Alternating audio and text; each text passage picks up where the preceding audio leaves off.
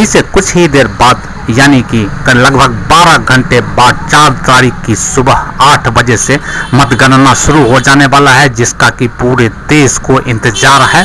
और जितने भी अपने मतदाताओं ने जो इनके भाग्य को ईवीएम में कैद कर दिया है, उन सारे प्रत्याशियों के भाग्य का फैसला होने वाला है। झारखंड की राजधानी रांची में इन मतगणना की तैयारियों के बारे में विस्तार से जानकारी दे रहे हैं रांची के उपायुक्त। ईवीएम मशीन यहाँ पे सेफली सिक्योर करके रखे गए हैं, सभी सीसीटीवी कैमरास की निगरानी में, और जहाँ पर चाक चौबंद व्यवस्था सीआरपीएफ तथा बीएसएफ के जवानों के दिशा निर्देश में सुरक्षा प्रदान की जा रही है। काउंटिंग डे के दिन इन सभी 6 विधानसभाओं के लिए 6 अलग अलग काउंटिंग हॉल्स बनाकर रखे गए हैं। इन सभी 6 हॉल्स में निर्धारित संख्या में टेबल्स स्थापित किए गए हैं। किन्हीं काउंटिंग हॉल में 17 टेबल्स हैं, किन्हीं काउंटिंग हॉल्स में 29 टेबल्स हैं। टेबल्स की संख्या का गणना इस आलोक में किया गया है कि इस कंसर्न विधानसभा में कुल कितने पोलिंग स्टेशन हैं। जिस विधानसभा में अधिक संख्या में पोलिंग स्टेशन है, उस संख्या में माननीय भारत निर्वाचन आयोग की अनुमति से काउंटिंग टेबल्स की संख्या को बढ़ाया गया है। इसके पीछे यह उद्देश्य रहता है कि कम से कम राउंड्स में पूरे विधानसभा की काउंटिंग समाप्त हो, और इस दृष्टिकोण से पूरे लोकसभा की जो काउंटिंग रहती है वह निर्धारित राउंड्स के बाद समाप्त हो जा सके। इन 6 विधानसभा के काउंटिंग हॉल्स के अतिरिक्त एक separate counting hall postal ballets की गणना के लिए बनाया गया है। जैसा कि आप अवगत हैं कि 4 संस्थाओं से पोस्टल बैलेट्स प्राप्त होते हैं। एक भारतीय सेना के जवानों के द्वारा जो पोस्टल बैलेट कास्ट किया जाता है, उनके अधिकारियों के द्वारा कास्ट किया जाता है, वह EPPBS के माध्यम से प्राप्त होता है, इलेक्ट्रॉनिकली ट्रांसफर सिस्टम।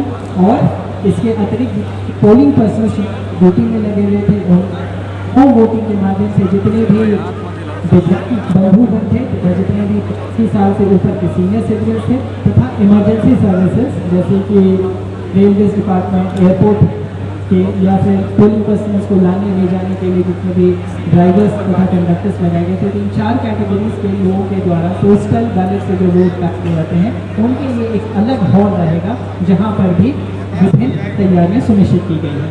अब जितने भी विधानसभा के लिए काउंटिंग हॉल्स बनाए गए हैं, उनके टेबल्स पर काउंटिंग पर्सनल्स की डेपुटेशन कराई गई है। हर एक टेबल पर एक काउंटिंग सुपरवाइजर, एक काउंटिंग असिस्टेंट तथा एक माइक्रो ऑब्जर्वर की प्रतिनियुक्ति रहेगी। इन तीनों कर्मचारियों का यह जिम्मा रहेगा कि इनके टेबल पर जैसे जैसे CU आते जाते हैं तो उन CU को SOP के अनुसार सभी काउंटिंग एजेंट्स की उपस्थिति में वोट्स पोल की काउंट और उसकी गणना 17C पार्ट 2 का अवेलेबल कराकर उसको टैबुलेट करते जाएंगे। उसके बाद 17C पार्ट 2 में जैसे ही कैंडिडेट वाइज गणना कंप्लीट होती है तो उस पर सभी काउंटिंग पर्सन्स अपना साइन करेंगे। उसके पश्चात सभी काउंटिंग एजेंट्स से उस पर क्रॉस साइन होगा और फिर वह ARO टेबल के पास वेरिफिकेशन के लिए जाएगा, जिसके पश्चात RO तथा ऑब्जर्वर सर के साइन के बाद वो फाइनली एनकोड पर अपलोड होने के लिए वापस से ARO टेबल पर जाएगा। इसी प्रकार से अलग अलग राउंड्स होते जाएंगे और हर राउंड के एंट्री के बाद ट्रेंड्स निकाले जाते हैं और वो सारे ट्रेंड्स मीडिया में डिक्लेयर टाइम टू टाइम करते रहा जाएगा।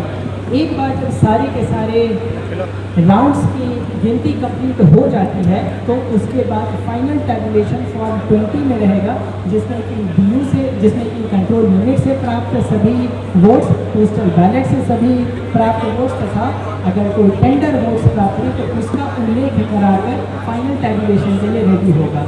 फाइनली फॉर्म 20 में सभी कैंडिडेट वाइज टैलिंग होने के बाद माननीय प्रेक्षक महोदय के द्वारा NOC उपलब्ध कराया जाएगा, तब जाके फिर रिजल्ट डिक्लेयर होगा। रिजल्ट डिक्लेयर होने के तुरंत बाद जितनी भी CU मशीन्स हैं वह वापस से स्ट्रॉन्ग रूम में ले जाकर उनको सील किया जाएगा और जो बक्से उनके लिए निर्धारित हैं उन्हीं सभी बक्सों में उसको वापस से रखा जाएगा। इन सारे व्यवस्थाओं बड़ी मात्रा में पदाधिकारी तथा पुलिस पदाधिकारियों को डिप्लॉय किया गया है और अभी उन सभी की डिटेल ब्रीफिंग हुई है। यह उद्देश्य रहेगा कि जितने भी काउंटिंग पर्सनल्स या काउंटिंग एजेंट्स यहाँ प्रवेश करते हैं सभी अपने अपने जिम्मेवारियों से वाकिफ़ रहें, उनको कहाँ जाना है, उनके क्या डूज रहेंगे, क्या डोंट्स रहेंगे, उसका अच्छे तरीके से अनुपालन सुनिश्चित हो जाए। यहाँ पर मोबाइल का पूरी तरीके से प्रतिबंध रहेगा। कोई भी काउंटिंग एजेंट या कोई भी काउंटिंग पर्सनल हॉल्स में मोबाइल नहीं ले जा सकते हैं। इनके खाने पीने की अलग से व्यवस्था रहेगी, जो कि काउंटिंग प्रोसेस शुरू होने के पहले ही इन्हें उपलब्ध करा दी जाएगी। इसके अतिरिक्त यहाँ पर कार्मिक कोषांग के द्वारा कल सभी काउंटिंग पर्सनल्स का एक थर्ड रैंडमाइजेशन होगा, जिसके माध्यम से ही जितने भी काउंटिंग पर्सनल्स हैं उनको रैंडमली विधानसभा तथा उस कंसर्न विधानसभा में भी एक पर्टिकुलर टेबल भी रैंडम तरीके से अलॉट किया जाएगा, जो कि माननीय प्रेक्षक महोदय की उपस्थिति में रहेगा।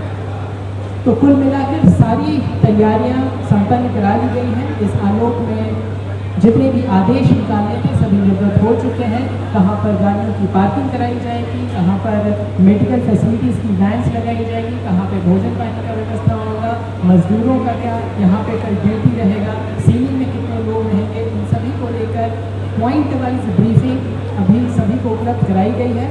और सभी को यह समझाया गया है कि अगर किसी भी प्रकार का कन्फ्यूजन या किसी भी प्रकार का कोऑर्डिनेशन इशू है तो उसको आज ही लाइट में लाएं, ताकि उसका आज ही करेक्टिव एक्शंस लिया जा सके। सो मच ऑफ कल जब काउंटिंग प्रोसेस स्टार्ट होता है तो बिल्कुल स्मूथ रहे, किसी भी प्रकार का परेशानी नहीं हो और बिल्कुल निर्विघ्न और बिना किसी बाधा के हम पूरे के पूरे काउंटिंग प्रोसेस को बिल्कुल कम समय में ही संपादित करा दे सकते हैं। PSA लाइव न्यूज़ से मैं हूं आपके साथ संपादक अशोक कुमार झा। हम फिर मिलेंगे आपसे बेहतरीन और ताज़ा खबरों के साथ। नमस्कार।